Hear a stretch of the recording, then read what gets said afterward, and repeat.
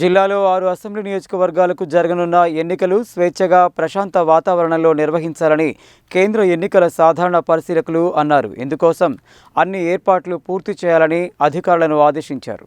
శనివారం కేంద్ర ఎన్నికల సాధారణ పరిశీలకులు కె బాలసుబ్రహ్మణ్యం, అవినాష్ చంపావత్, ఆర్ కన్నన్, వ్యయ పరిశీలకులు సతీష్ గురుమూర్తి, డిఎం నిమ్జే, సంతోష్ కుమార్, పోలీసు పరిశీలకులు విజయ్ సింగ్ మీనా, వినీత్ ఖన్నాలు, జిల్లా ఎన్నికల అధికారి collector RV Karnan, SP Apoorva Rao, అదనపు కలెక్టర్ హేమంత్ కేశవ్ పాటిల్తో కలిసి నోడల్ అధికారులతో సమావేశం నిర్వహించి ఎన్నికల నిర్వహణ ఏర్పాట్లపై సమీక్షించారు.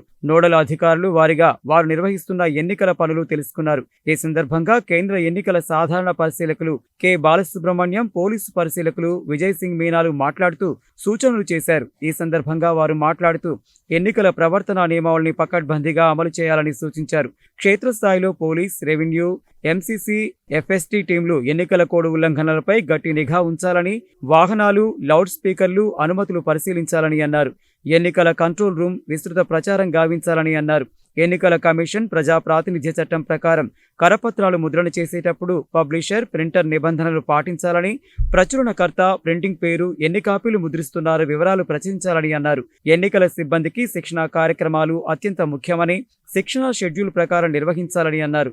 మెటీరియల్ పంపిణీ, ఈవీఎం, వీవీప్యాట్ల ఉపయోగించే విధానంపై పోలింగ్ సిబ్బందికి శిక్షణ ద్వారా అవగాహన కలిగించాలని అన్నారు.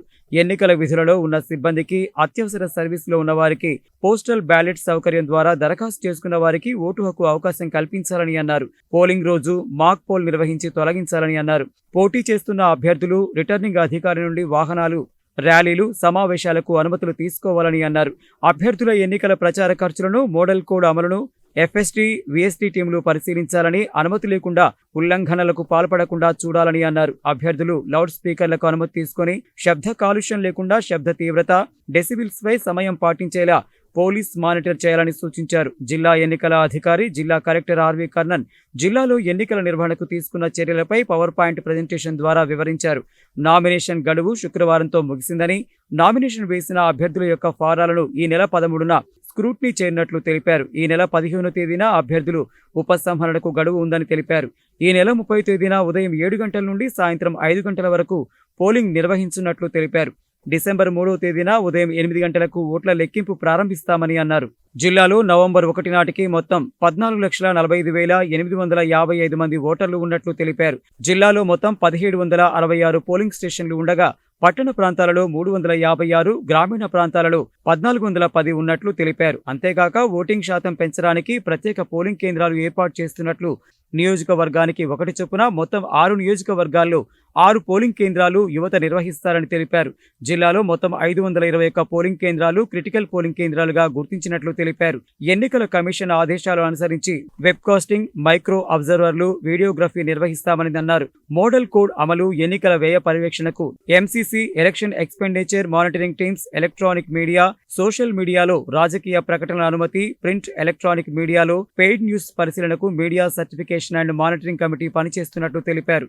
పోలీస్, ఎఫ్ఎస్టీ టీంల తనిఖీలో పట్టుబడిన నగదు, వస్తువులకు సంబంధించి ఆధారాలు పరిశీలించి విడుదల చేయుటకు డిస్ట్రిక్ట్ గ్రీవెన్స్ కమిటీ, ఎన్నికల నిర్వహణకు అవసరమైన సిబ్బందికి మ్యాన్ పవర్ మేనేజ్మెంట్, పోలింగ్ కేంద్రాల్లో అవసరమైన వెబ్కాస్టింగ్ టీమ్స్, సెక్టార్ ఆఫీసర్స్ పనిచేస్తున్నట్లు ఆయన వెల్లడించారు.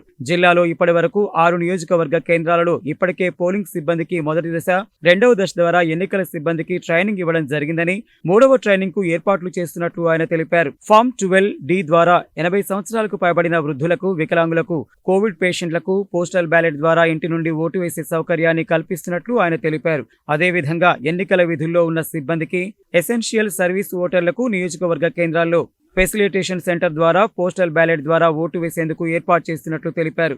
జిల్లా గ్రీవెన్స్ కమిటీ ద్వారా పట్టుబడిన నగదు, బంగారు, వెండి, ఇతర వస్తువులు 226 కేసులకు సంబంధించి 33,85,95,263 రూపాయలకు గాను 224 కేసుల్లో 33,83,46,263 విలువ గల నగదు, వస్తువులు కమిటీ ఆధారాలు పరిశీలించి విడుదల చేసినట్లు వివరించారు. జిల్లాలో ఎన్నికల కోడ్ ఉల్లంఘనలు సంబంధించి సి విజిల్ యాప్ ద్వారా 303 ఫిర్యాదులు రాగా పరిష్కారం చేసినట్లు తెలిపారు. జిల్లా ఎస్పీ అపూర్వరావు మాట్లాడుతూ జిల్లాలోని నియోజకవర్గ కేంద్రాలలో ఆర్ఓ ఆఫీసుల వద్ద అవసరమైన పోలీస్ బందోబస్తు చర్యలను ఇప్పటికే పూర్తి చేసినట్లు ఆమె వివరించారు. ప్రతి నియోజకవర్గానికి డీఎస్పీ స్థాయి అధికారి ఆధ్వర్యంలో పర్యవేక్షిస్తున్నట్లు తెలిపారు. పోలీస్ శాఖ తరపున ఫ్లయింగ్ స్క్వాడ్లు, చెక్ పోస్టులు ఏర్పాటు చేసినట్లు తెలిపారు. ఎన్నికల నిర్వహణలో భాగంగా పోలీస్ బందోబస్తుకు సెంట్రల్ ఫోర్స్ తో కలిసి పోలీసులు విధులు నిర్వహిస్తున్నారని చెప్పారు.